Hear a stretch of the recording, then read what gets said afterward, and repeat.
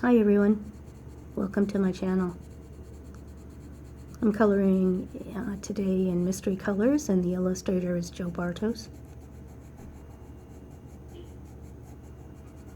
I find this a pleasant distraction from all the stuff going on in my brain.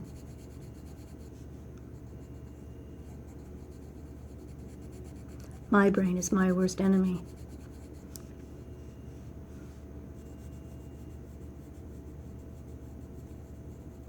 And it sure can make life difficult.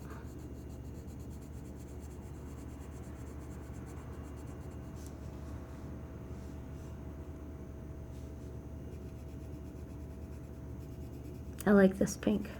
This pink is wonderful. I'm using Pablo's right now.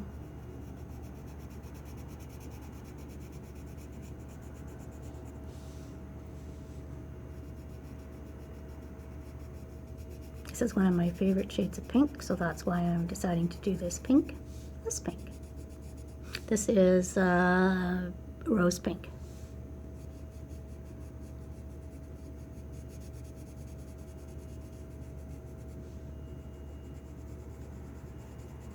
I like these Pablos. They've got some of the characteristics of my polychromos, which I love.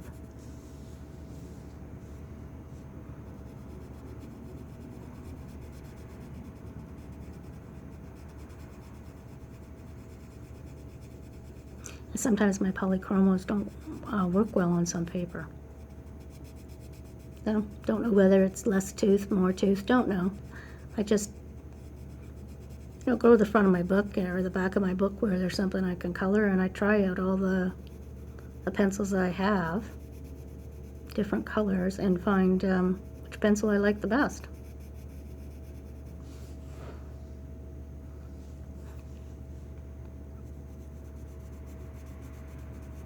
I was on Amazon last night, and I wanted a coloring book I had seen.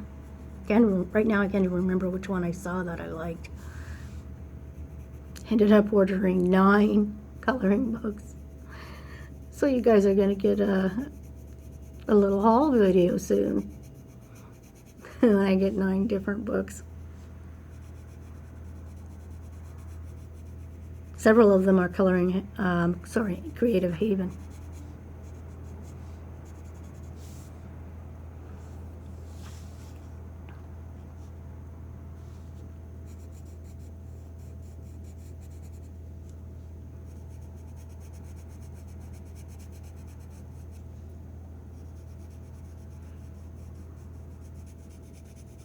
It's an absolutely beautiful day outside.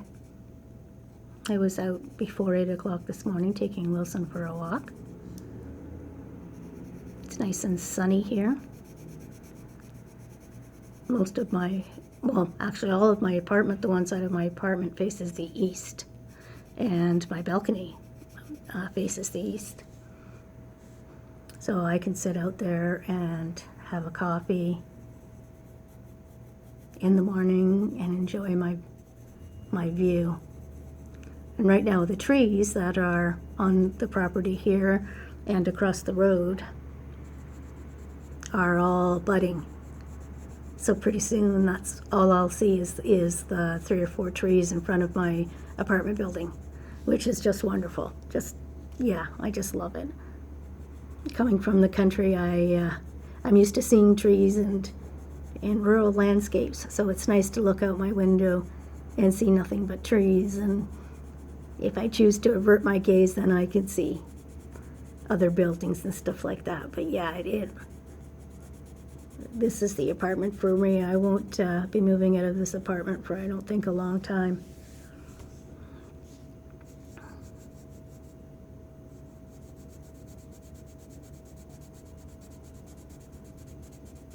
Last year I bought myself a bicycle, thinking that I was going to magically start cycling during the COVID year.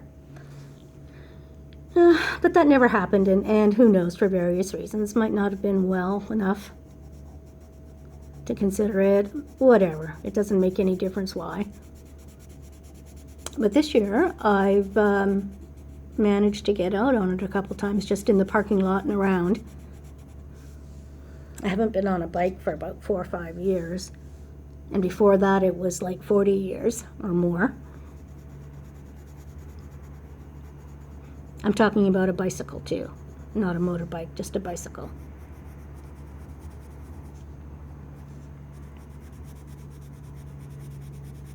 So, as I'm sure a lot of people can relate to, I've gained a few pounds in the last year or so.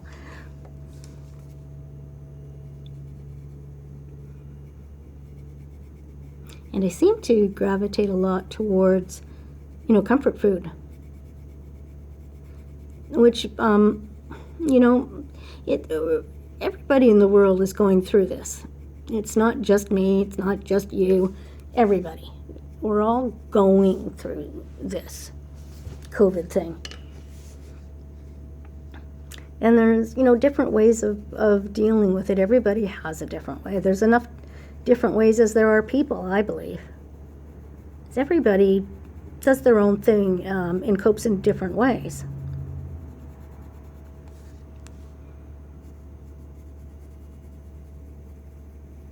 One of my favorite ways of coping is, ice cream.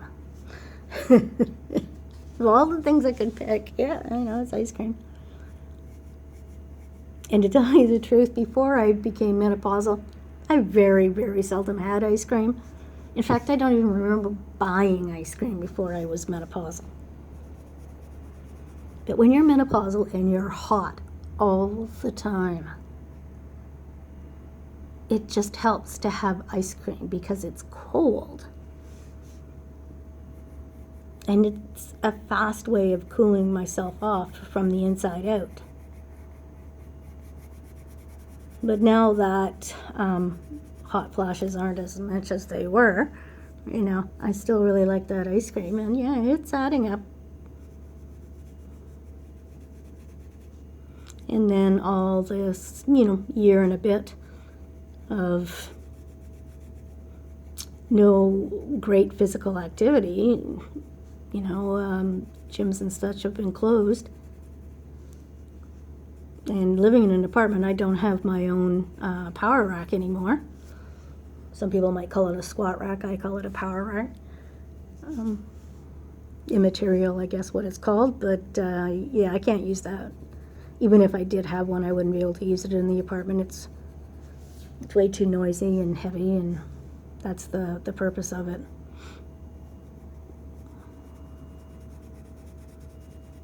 And I just haven't been able to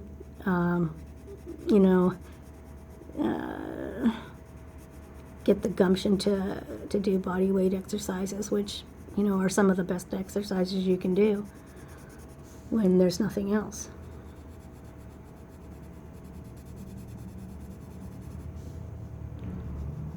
So, it's a bit of a struggle. Good thing about this COVID that's been, that we are all in the whole world dealing with, is it's brought a bit of awareness to people about mental wellness. You don't have to have a diagnosis to experience upset mental wellness or a decline in mental wellness. I'm not going to say that it was a good thing to have COVID. Of course it's not. But there are positive things that come out of everything, just as there are negative things that come out of everything. So, thinking on one of the more positive notes, I am finding that there is much more awareness, much more talk, much more empathy for people who are maybe struggling with their mental wellness at this stage of COVID.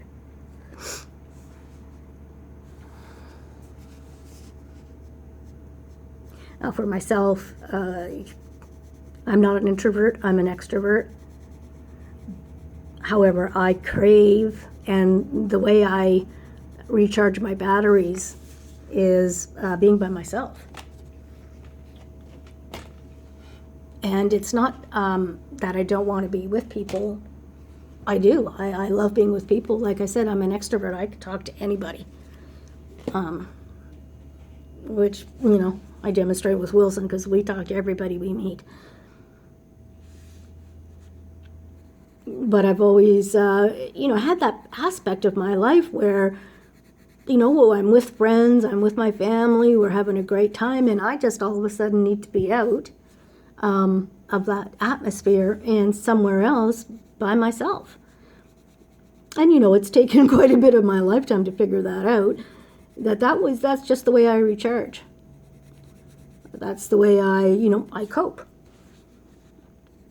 My husband, on the other hand, he was a social butterfly. He loved being around people all the time. He didn't need the being alone part to recharge. And, which is fine. Different people need and do different things. So in one aspect, the shutdowns, the lockdowns, whatever we want to call it, they have been hard for me because I'm away from my friends. But in some aspect, I've been able to cope because I'm used to that. That's, like I say, my charging time or recharging time.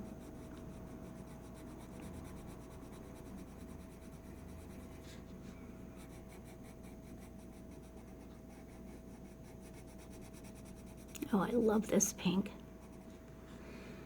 Okay, where are more 20s? There's some.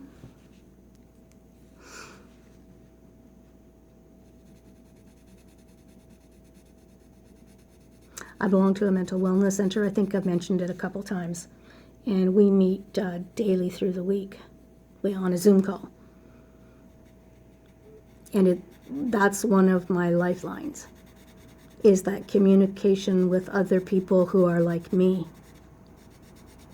who have the same experiences, who feel the same things I do, who are going through the same things I am,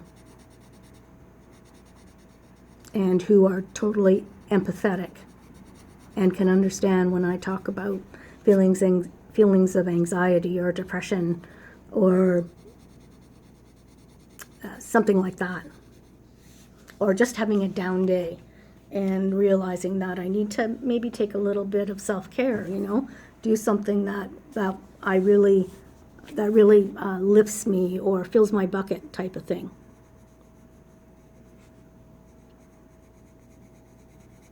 Things pile up faster than we think.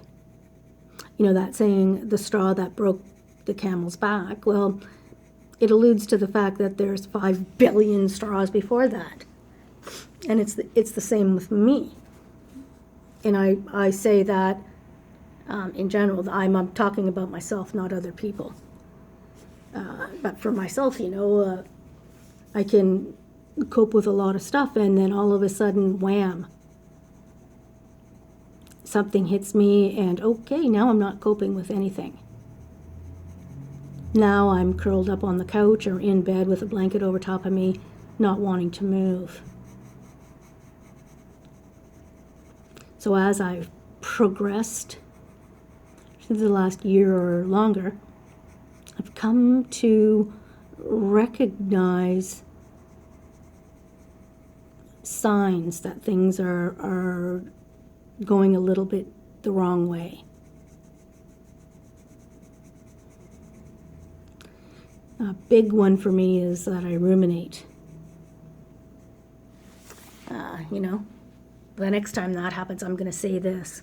Or the next time I see that person, I'm going to say this. And I plan out conversations in my head and how I'm going to take care of everything that way. And I won't be at a loss for words again like I was. Yeah, it never works. Never. But my brain will ruminate on those types of things for a long, long time unless I find a way to distract it. So right now, coloring is a great distraction for me.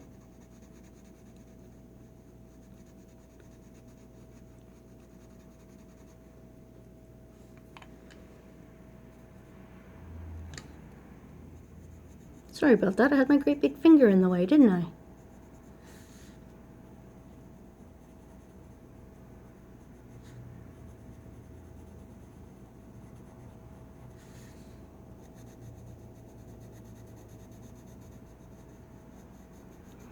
A lot of times when I'm feeling anxious or something's bothering me, but I don't know what's bothering me, and I can't pinpoint anything, and my mind is going round and around and around and around and around. I get out a notebook and I start writing down what I'm thinking about. All of it. Whatever's in my mind, I start writing it down. Whether I'm thinking about, okay, I got to get groceries, I've got to do laundry, I've got to pay the bills, I got to get the car serviced, whatever it is, I write it down. For me, and maybe because I'm a bookkeeper by trade, like some of my trade is bookkeeping, the list works very good for me. Once I have something in a list, or just on a piece of paper, you know what I mean? Just a piece of paper. No fancy notebooks, no fancy pens, whatever I have in the house. What I have on that list, I've learned to put them into categories of, is it something I need to do right now? Can this wait?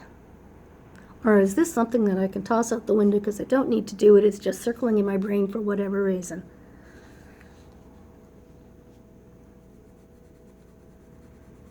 During the first part of my recovery, I don't know if I can say first part, during a part of my recovery, that was very important for me to do before I went to bed at night. It took it all out of my head. All those things, I already had a solution figured out or categorized so that my brain didn't have that little squirrel in the cage or hamster on the wheel or fanatic in the attic, whatever I choose to call him that night.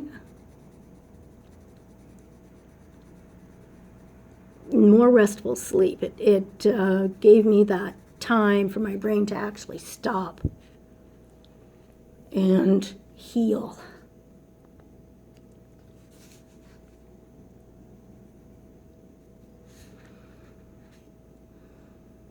Brains are delicate. They're delicate and they're not delicate. They're very powerful. But they need rest. Where am I? Oh. Well, darn. I have my book sideways is why.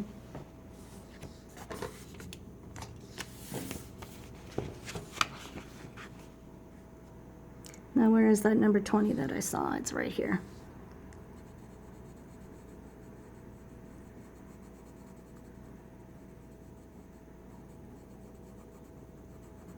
One of the important things I've discovered during this last year or more is that I really need to be careful, to do a lot of self-care, whether it's eating something that I really enjoy or soaking my feet, taking an hour and just, getting all the gunk off my feet and prettying them up for sandal season, doing my nails, just taking time for me. Nobody else. Just me. Taking that time to give myself some of the care that I may have reserved for my family or other people in my life. I'm going to say I'm learning to be selfish. I'm learning to take care of myself, because if I don't take care of myself, I won't be able to do anything for other people. I think it's perfectly healthy to be healthy. I don't want to wear myself out helping other people. I want to be here.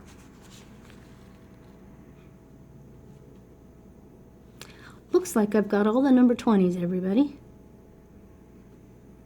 Well, this has been a short video, but I just thought I'd touch base with everyone. It's such a lovely day out. Have a great day, everyone. Take care. I'll see you in my next video. Bye-bye.